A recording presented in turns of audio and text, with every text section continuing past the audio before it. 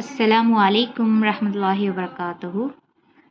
आज मैं बहुत दिनों के बाद एक उर्दू किताब लेके पढ़ रही थी, क्योंकि आजकल हमारा काम ऐसे हो गया है कि इतने बिज़ी हैं हम लोग, बहुत टाइम तक मोबाइल ही देखते रहते हैं, किताबों की तरफ बहुत कम ध्यान जाता है।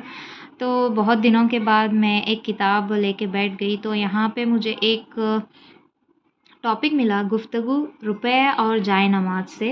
तो ये मुझे बहुत ही इंटरेस्टिंग लगा। जैसे ही मैंने इसका टॉपिक पढ़ा तो मुझे बहुत इंटरेस्टिंग लगा, जो कि लिखा हुआ है शेख जासिम मोहम्मद अल मातूफ, तर्जुमा डॉक्टर मुहियुद्दीन गाजी ने किया है। तो यहाँ पे चलिए देखते हैं। बहुत ही दिल को छू जाने वाली कहानी यहाँ पे इन्होंने लिखी है। इसका चेहरा गर्द से अटा पड़ा था, कपड़ों पर जगह जगह पैबंद थे। भूख और बदहाली चेहरे से साफ झलक रही थी। मैंने इसे बैंक की दहलीज पर सोते हुए देखा। सूरज की किरणें करीब तर होते होते इसके सीने तक जा पहुंची थी, लेकिन इनकी गर्मी अभी इसे महसूस नहीं हुई थी। शायद भूख के मारे वो रात भर नहीं सो सका था। मैं इसे देखकर गहरी सोच में डूब गया। इस फ़कीर के और दौलत के ख़जाने के बीच सिर्फ चंद गज़ की दूरी है। मतलब जब वो बैंक की दहलीज पर सर रख के सोए हुए हैं एंड उनकी हालत ऐसी है जैसे वो एक फ़कीर की तरह दिख रहे हैं। बखुदा हम तज़ादात की दुनिया में जी रहे हैं। मैंने जेब में हरकत महसूस की, हाथ डाला तो गर्म और मुतहर्रिक सी चीज़ हाथ आ गई। मैंने निकाल कर देखा तो हैरत की इंतहा न रही। ये तो दीनार है। मैंने कहा, मेरी जेब में तुम्हें क्या परेशानी थी जो निकलने के लिए यूं बेचैन थे? दीनार, मैं मुद्दत से तुम्हारी जेब में हूँ, मगर तुमने मेरे मकसद वजूद के मुताबिक कभी मेरे साथ मामला नहीं किया। मतलब यहाँ पे अभी जो दीनार है वो और जो दीनार को रखने वाला है उनकी बातचीत हो रही है। मैं तुम्हारे वजूद का क्या मकसद? दीनार, यही कि ज़ाती ज़रूरियात पर खर्च करने के अलावा अल्लाह के बंदों की मदद की जाए, नेकी और भलाई के कामों में मुझे खर्च किया जाए।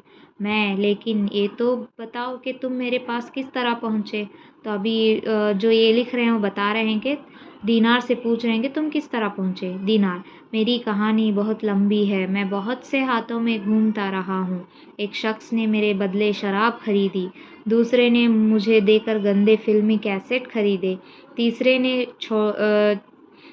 ने चौथे को रिश्वत में पेश किया। इसने तुमसे इस एक सामान खरीदा और मैं तुम्हारी जेब में आ गया। यहाँ पे ज़रा मुझे पढ़ने में मुश्किल हो रही थी, क्योंकि मेरे मोबाइल का स्क्रीन ख़राब हुआ है, तो कुछ अल्फाज सही से नहीं दिखाई दे रहे। और ये बात भी सच है कि मैं बहुत दिनों के बाद उर्दू एक नावल पढ़ रही हूँ, क्योंकि आजकल तो हम अंग्रेज़ी के बहुत बड़े फ़ैन बन गए हैं। यहाँ पे मैं दोबारा ये दोहराती हूँ, मेरी कहानी बहुत लंबी है। मैं बहुत से हाथों में घूमता रहा हूँ।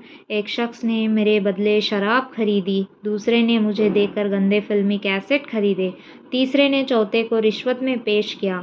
इसने तुमसे एक सामान खरीदा और मैं तुम्हारी जेब में आ गया। कितनी अच्छी तरह से जो आज के हालात हैं उसको यहाँ पे इन्होंने बताया है कि क्या क्या आज हम और हमारे समाज में चीज़ें कर रहे हैं।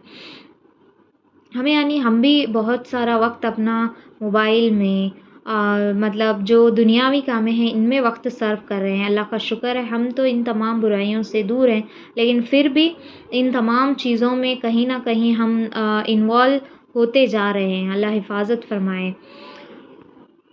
इसने तुमसे एक सामान खरीदा और मैं तुम्हारी जेब में आ गया। वो सब दौलत के पुजारी थे, अलबत्ता अभी तुम्हारे बारे में ज़्यादा कुछ मालूम नहीं है। मैं तुम्हें कैसे पता कि वो दौलत के पुजारी थे? दीनार, इनका मेरे साथ सुलूक इस पर गवाह है। इसीलिए इमाम हुस्न बसरी रहमतुल्लाह ने कहा था, हर कौम का एक बुत होता है जिसे वो लोग पूछते थे। इस कौम का बुत दरहम और दीनार है, और ये भी सुन लो कि अगर तुमने मुझे भलाई के कामों में खर्च नहीं किया तो मैं तुम्हें। यहाँ पर कितनी अच्छी बात कही है इमाम हुस्न बसरी रहमतुल्लाह अलैह ने। हर कौम का एक बुत होता है, तो सही है, हर कौम में कोई ना कोई एक होता है जो लोग उसकी पूजते हैं, पूजा करते हैं। लेकिन आज का जो बुत बना हुआ है वो पैसा है। मतलब पैसों की इतनी अहमियत है कि इंसान हर काम करने के लिए तैयार है, चाहे वो सही हो चाहे वो गलत हो। अल्लाह हिफाजत फरमाए। मैं तुम्हें जला दूंगा।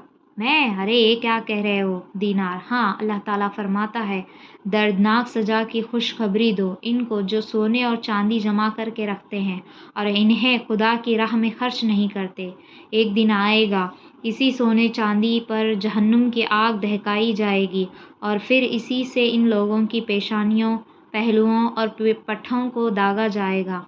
मैं? तुम तो बहुत खतरनाक चीज़ हो दीनार। इनका हाल देखो, जिनके पास मैं पहले था वो बुराइयां बोते थे और नेकी के फलों की उम्मीद रखते थे। क्या बबूल के दरख्त से अंगूर भी मिला करते हैं? इनके रास्ते से होशियार रहो।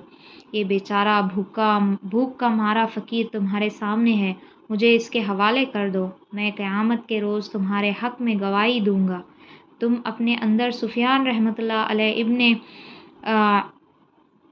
ऐना जैसा एहसास पैदा करो। मैं? इब्ने ऐना कौन थे और इनका एहसास कैसा था? कुछ बताओ भी तो सही दीनार। वो अजीम ताबई थे, नेकी और भलाई के कामों में आगे आगे रहते थे। एक बार अपने शागिर्द के साथ जा रहे थे, रास्ते में एक साहिल मिला। इस दिन इनके पास इसे देने के लिए कुछ नहीं था। वो रोने लगे। शागिर्द ने कहा, उस्ताद मोहतरम आप क्यों रो रहे हो? उन्होंने जवाब दिया, किसी आदमी के लिए इससे बड़ी मुसीबत क्या होगी कि इससे भलाई की तवक्का की जाए और वो तवक्का पूरी ना हो सके।